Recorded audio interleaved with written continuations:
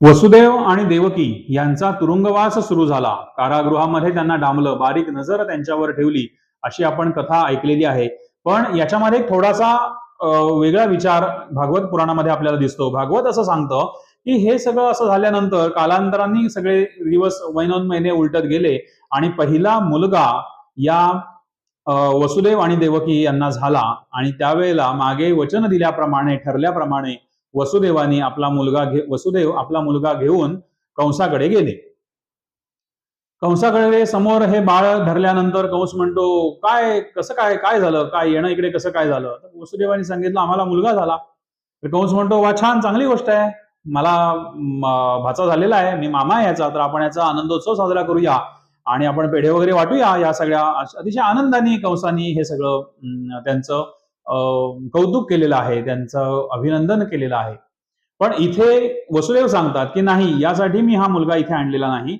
मग त्यांनी सांगितलं की मी तुम्हाला वचन दिलं होतं की मला होणारे सगळे मुलं संतती मी तुम्हाला आणून देईन. मग त्यावेळेला कंसाला आठवण झालेली आहे. हा स्पष्ट उल्लेख भागवत पुराणामध्ये आहे, तो आपण वाचू शकतो. तर त्यावेळेला वसुदेवांनी असं सांगितलं की हा मुलगा म्हणून आम्ही तुमच्याकडे आलाय. मग कंसाला आठवण झाली की अरे हा, हिचा 8वा मुलगा आपल्याला मारणार आहे, माझा मृत्यू असणार आहे, म्हणून हे यांनी आपल्याकडे बाळ आणलेलं आहे, सुपूर्द केलेलं आहे. पण मग कंस असं म्हणतो की 8वा मुलगा मारणार आहे ना, मग या मुलाला तरी मारून मी काय करणार आहे, हा तुम्ही घेऊन जा परत. तुम्हाला या मुलाशी माझं काही वैर असण्याचं कारण नाही. ज्या वेळेला 8वा मुलगा होईल किंवा 8वं संतती जे होईल त्यावेळेला मी विचार करेन. असं म्हणून वसुदेव महालातनं बाहेर सुद्धा पडतात. कंसाच्या मनामध्ये दया उत्पन्न होते.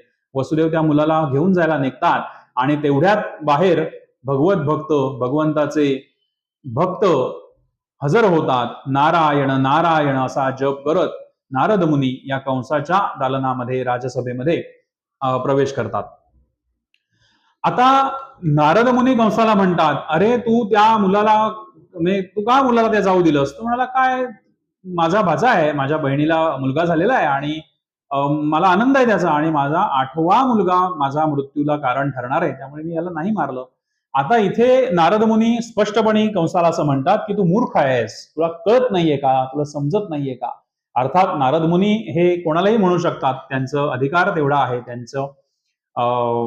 त्यांचा अधिकार तेवढा होता की कुठेही देव असो, दैत्य असो, पृथ्वी असो, आकाश असो, सगळीकडे नारद मुनींचं भ्रमण होतं आणि सगळीकडे अतिशय पूज्य असे असलेले नारद मुनी म्हणतात, कंसा तू मूर्ख आहेस का, तुला समजत नाहीये का की तुला आकाशवाणी काय झाली होती की हिचा 8वा मुलगा तुला मारणार आहे, पण 8वा कोणता हे तुला सांगितलंय का? असा बुद्धिभेद करण्याचा प्रयत्न इथे नारदांनी केलेला आहे. आता हे करण्याचं कारण काय होतं की याच्या मनामध्ये जर का सद्भावना निर्माण झाली, दया निर्माण झाली, तर दया या गोष्टीचं अध्यात्माच्या स्वरूपामध्ये, अध्यात्मामध्ये याला खूप मोठं महत्व आहे. आणि जर याच्या मनामध्ये दया निर्माण झाली तर याच्याकडे पुण्याचा संचय होईल. तर ते होणं तर अपेक्षित नाहीच आहे. जर याचा पापाचा घडा भरला नाही, याच्याकडून पाप जर घडली नाहीत, तर भगवंताचा अवतार हा आणखीन लांबणार आहे. त्यामुळे काही करून कंसाकडून पाप हे घडलंच पाहिजे किंवा घडायला हवं. म्हणून नारद त्याला म्हणतात की तू मूर्ख आहेस. अंकानाम वामदो गतीही असं जेव्हा म्हटलं जातं, जर एका ओळीमध्ये 8 आकडे आपण लिहिले किंवा 8 संततींचा विचार केला, तर पहिला हा सुद्धा एका बाजूने 8वा होऊ शकतो, दुसऱ्या बाजूने जसा पहिला होईल तसा दुसऱ्या बाजूने तो 8वा सुद्धा होऊ शकतो. अशा प्रकारचा संवाद हा नारद आणि कंस यांच्यामध्ये होतो. आणि हे मात्र लक्षात आल्यानंतर कंसाने परत त्यांना बोलावून घेतलेलं आहे आणि हाच आपला मृत्यू आहे, 8वा मुलगा असू शकतो असं समजून कंसानी त्या मुलाला आपटून मारून टाकलेलं आहे. अशा प्रकारे 6 मुलं या कंसानी वसुदेवांची मारलेली आहेत. आता 6 मुलं मारून झाल्यानंतर 8व्याची तयारी आता सुरू झालेली आहे, 7व्याची आणि 8व्याची. भगवंतांनी शेषाला सांगितलं की तुम्ही 7वे संतती, 7वे म्हणून तुम्ही आता जन्म घेणार आहात, तुम्ही अवतार घेणार आहात.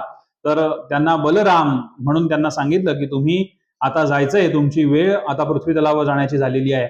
पण इथे शेषांनी असं सांगितलं की आपटून कोण मरणार? मागच्या 6 मुलांचा तो विषय आपण एकंदरीत परिस्थिती बघितलेली आहे. त्यामुळे शेष म्हणतो, मी काही जाणार नाही, मी काही अशा पद्धतीने जाऊन जन्म घेणार, अवतार घेणार नाही. तर इथे भगवंत असं म्हणतात की तुम्ही जा, तुमची व्यवस्था मी काय असेल ती करतो, असं सांगून भगवंतांनी शेषांना पाठवलंय बलरामाचा अवतार होण्यासाठी. 7व्या महिन्यापर्यंत गर्भ हा देवकीच्या उदरामध्ये वाढला आणि 7व्या महिन्यामध्ये हा गर्भ योगमायेच्या आधाराने भगवंतांनी उचलून रोहिणीच्या गर्भामध्ये नेऊन ठेवला.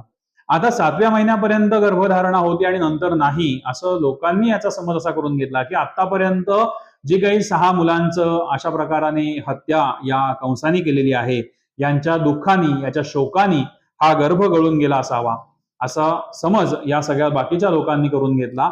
पण 7वा गर्भ मात्र रोहिणीच्या उदरामध्ये हा वाढत होता. आता 8वा अवतार घ्यायचा आहे, त्याची सिद्धता, सगळी व्यवस्था ही भगवंतांनी केली. आम्ही गेल्यानंतर तू कौंडिण्यपुराला जा, असं सुद्धा लक्ष्मी मातेला सांगितलं. सगळी व्यवस्था लावली आणि मग भगवान देवकीच्या गर्भामध्ये जाण्यासाठी सज्ज झाले.